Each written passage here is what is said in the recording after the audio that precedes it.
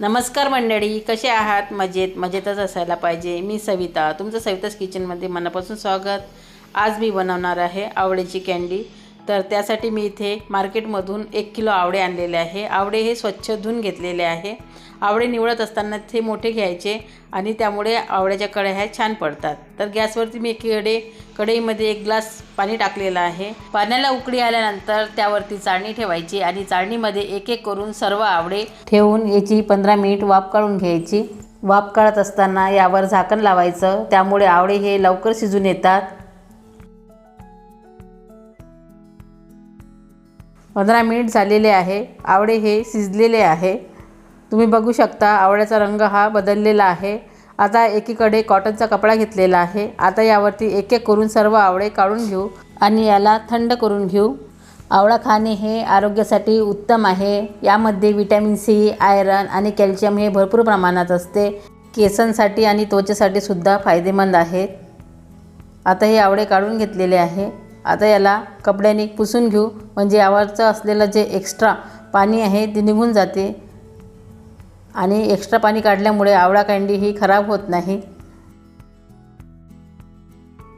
आता याला कोरडं असं पुसून घ्यायचं आणि याला प्रेस करून याच्या कड्या पाडून घ्यायच्या आणि एक एक कडी ही काढून याची बी ही वेगळी करून घ्यायची।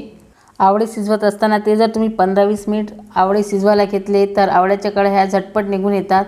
आणि अशा प्रकारे सगळ्या आवळ्याच्या कळ्या काढून बिया ह्या वेगळ्या करून घेतलेल्या आहे। इथे मी जेवढे आवळे घेतलेले आहे तेवढंच मी इथे गूळ घेतलेला आहे।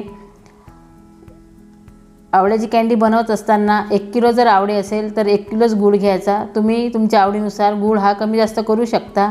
आता मी इथे गूळ आणि आवळे एकत्र केलेले आहे। गुळाचा वापर करून इथे मी कँडी बनवत आहे। गुळामध्ये अनेक प्रकारचे फायदे असतात। गुळामध्ये लोह हे भरपूर प्रमाणात असते, त्यामुळे अशक्तपणा हा कमी होतो। गूळ आणि आवळा हा एकत्र केल्याने गुळाला पाणी सुटलेलं आहे। आवळा हा गुळाच्या पाकामध्ये छान मुरलेला आहे। आता याला मिक्स करून घ्यायचं आणि या आवळ्याला 3 दिवस सतत गुळाच्या पाकात राहू द्यायचं, त्यामुळे सर्व गुळाचा पाक हा आवळ्यामध्ये जातो। आणि याला अधूनमधून चेक करायचं।